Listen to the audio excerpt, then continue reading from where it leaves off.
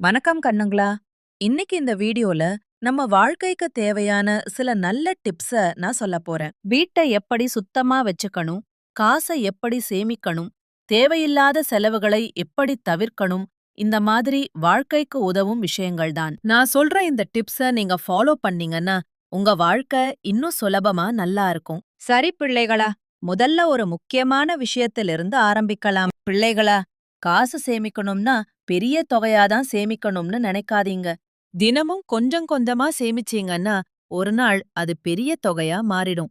அதனால தினமும் சின்னதா இருந்தாலும் காசு சேமிக்கிற பழக்கத்தை ஆரம்பிக்கணும். இப்போ அடுத்த முக்கியமான ஒரு டிப்ஸ சொல்லுறேன் பிள்ளைகளா.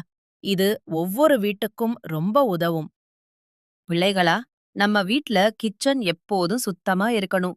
சமைச்சதும் உடனே பாத்திரம் கழுவி மேசையெல்லாம் தொடச்சு வச்சீங்கன்னா வீட்டே சுத்தமா இருக்கும். சுத்தமான கிச்சன் இருந்தா உடம்புக்கும் நல்லது. சரி பிள்ளைகளா, இப்போ இன்னொரு முக்கியமான டிப்ஸ சொல்லுறேன். இது உங்க வாழ்க்கைக்கு ரொம்ப பயனுள்ளதா இருக்கும்.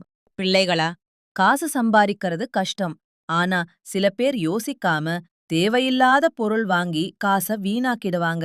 அதனால ஏதாவது வாங்கறதுக்கு முன்னாடி அது நமக்கு உண்மையிலே தேவையா இல்லையா என்று யோசிச்சு வாங்கணும். பிள்ளைகளா, சாப்பாடு வீணாக்கறது நல்ல பழக்கம் இல்ல.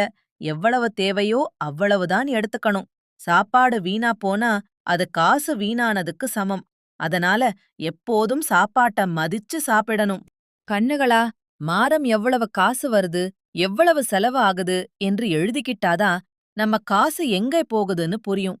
அப்படி எழுதி பார்த்தா தேவையில்லாத செலவுகளும் குறையும். இது ரொம்ப முக்கியமான பழக்கம். இந்த சின்ன சின்ன பழக்கங்கள ஃபாலோ பண்ணீங்கன்னா உங்க வாழ்க்கை ரொம்ப நல்லா மாறும். காசும் சேமிக்கலாம், நிம்மதியும் கிடைக்கும். இந்த வீடியோ பிடிச்சிருந்தா லைக் பண்ணுங்க, ஷேர் பண்ணுங்க. ஃபுட் யூ டாக்ஸ் சேனல சப்ஸ்கிரைப் பண்ண மறக்காதீங்க.